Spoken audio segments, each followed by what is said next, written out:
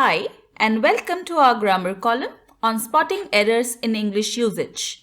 In today's lesson, we are going to cover a very important area called question tags and the various rules to get them correct.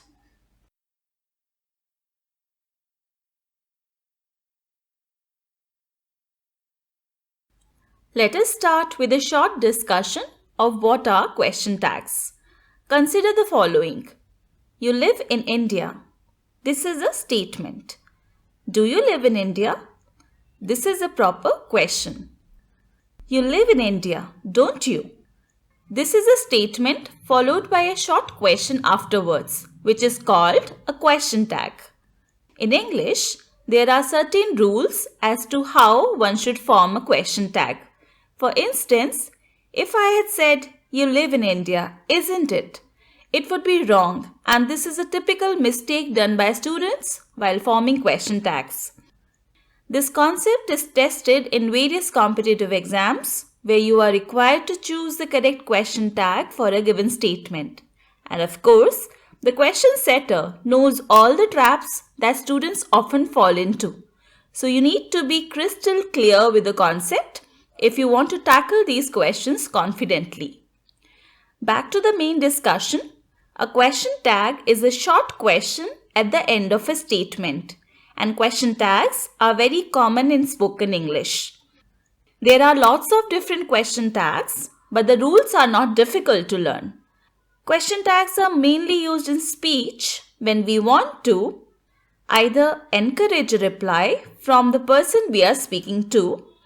For example, if I ask someone, "You are writing a blog post, aren't you?"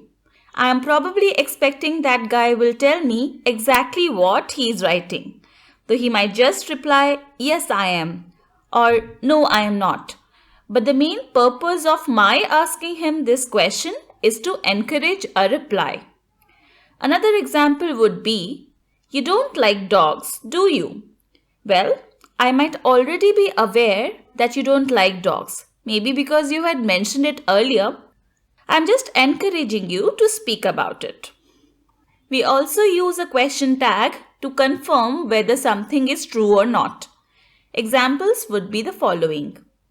Ria has eaten her breakfast, hasn't she? I want to confirm that Ria has eaten her breakfast. They left for Milan, didn't they? I want to confirm that they have left for Milan. He didn't win the contest, did he? Again, I want to confirm what I am thinking is the case.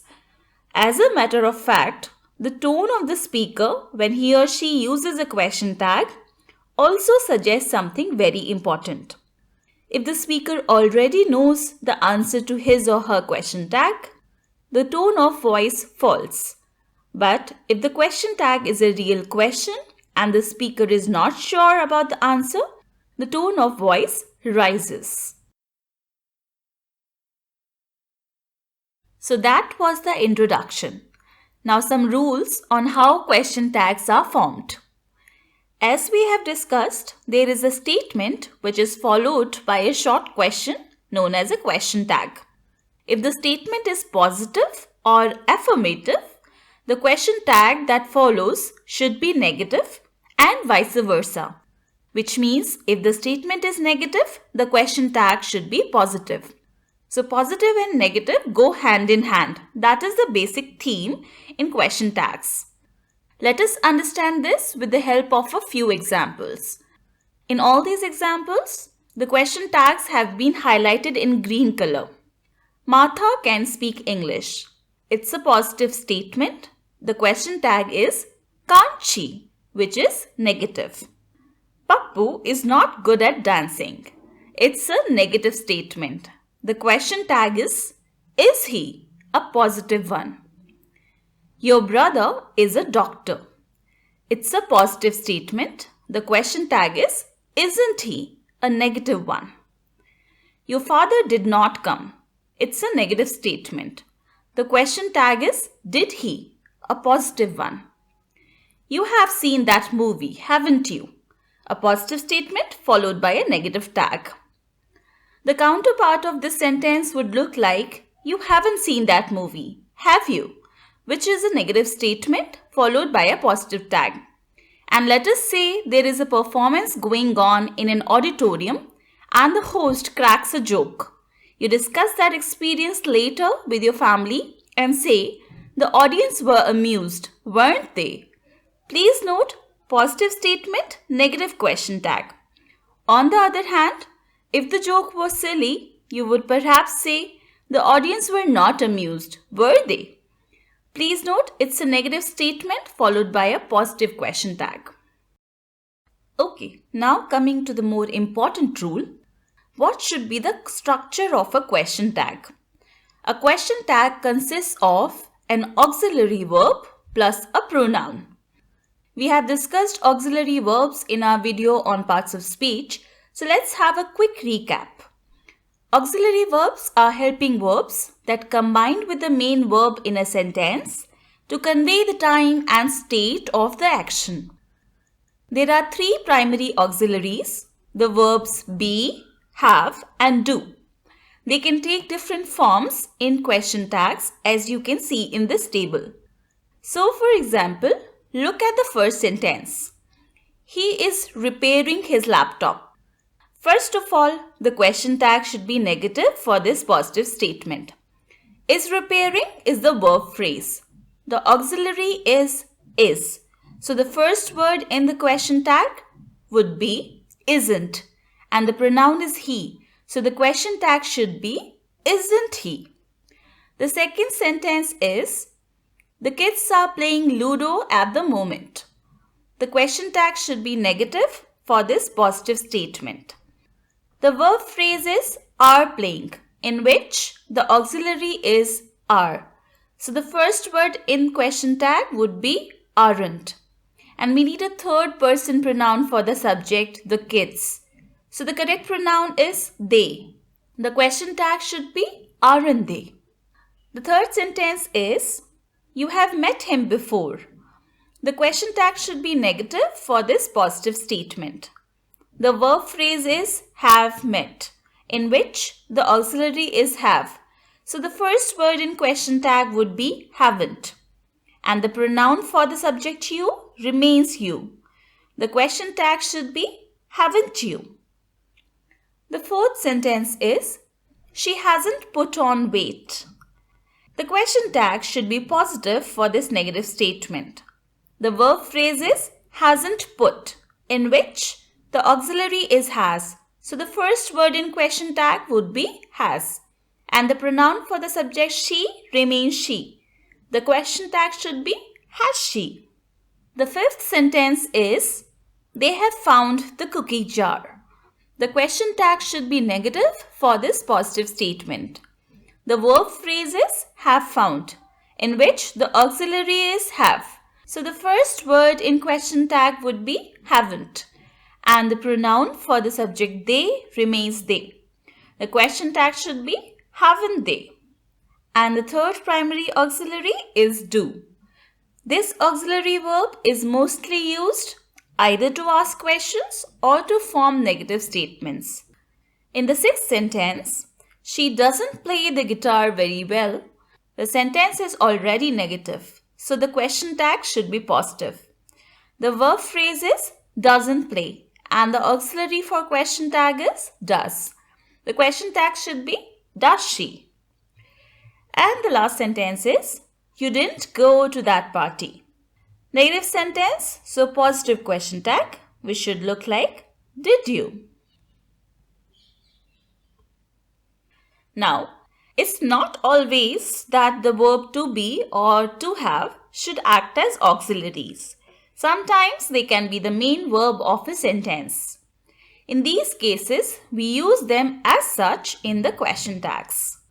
Let's look at the following examples. My husband is at office. This sentence requires a negative question tag with the verb is. So the question tag should be isn't he. Please note we need the third person pronoun he for the subject my husband. Sarah is a kind lady, isn't she? Again, this sentence requires a negative question tag with the verb is. The question tag should be isn't she. She is not good in studies. This sentence requires a positive question tag with the verb is because the sentence is negative. The question tag should be is she. Other examples are they were in Dubai last week, weren't they? They were not happy with the proposal, were they? A Rolex watch is very expensive, isn't it? The only exception for this is the subject pronoun I. This exception is very weird indeed, but it's a point to be noted down. When the sentences start with I am, the question tags should be aren't I? So I would say I am late, aren't I? Or I'm just a kid, aren't I? Now, some examples for the verb to have as main verb to indicate possession. She has a huge bungalow near the beach, hasn't she? You have enough money to pay for this meal, haven't you? Hope by this time you have started observing the positive-negative combination for question tags. You just need to practice these examples once on your own to master this topic. Now we shall look at some statements without auxiliary verbs, as is the case in sentences which are in simple present tense or simple past tense. We use the auxiliary do in these cases to form the question tag. When the verb in the main sentence is in present simple tense, we form the question tag with do or does. For example, he works in your company, doesn't he? To get it correct, you can try changing the statement into a question first. He works in your company. The question for this looks like, does he work in your company? The tag should be negative. So, doesn't he is the answer. Similarly, Ria likes chocolates, doesn't she? You eat eggs. The question looks like, do you eat eggs? The question tag should be negative, so don't you is the answer. Smoking ruins our health. Question, does smoking ruin our health? Does it? Smoking names an activity, so we should use the pronoun it. The question tag should be negative, so doesn't it? The students see it every day. Question for this looks like, do the students see it every day? Do they? Question tag should be negative, so don't they is the correct answer. If the verb is in the past simple, we use did. For example, I told you about that couple. For deciding the question tag of this sentence, we change it into a question which would be, did I tell you about that couple? Question tag should be negative, so didn't I is the answer. They went out for dinner yesterday. Question for this sentence looks like, did they go out for dinner yesterday? Question tag should be negative, so didn't they? The negative sentences are simple though, because the auxiliary do is already present in these. So for example, you don't like beggars, do you? Negative statement, so positive tag. They didn't hurt the child, did they? Again, negative statement, so positive tag. And the easiest case in auxiliaries is when we have a modal verb. Modals are helping verbs such as will, would, can, could, shall, should, must, etc. In this table, I have given their negative versions with the proper spelling for contraction when you use an apostrophe. Will not, for example, would look like won't. Cannot looks like can't. While forming the question tag, just take care of negative positive and the structure is modal auxiliary plus pronoun. So let's quickly go through some examples. You won't.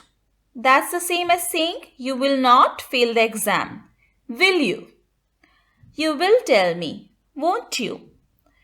He would help me in this project, won't he? She can play chess, can't she? The news can't be true, can it? We need to use the pronoun it to refer to the subject, the news. They couldn't hear me, could they? We should respect our elders, shouldn't we? We must not litter in public places, must we? Finally, a few special cases which will help you solve tricky questions. If the statement starts with it is, there are, there is, the question tag also takes there or it as the pronoun.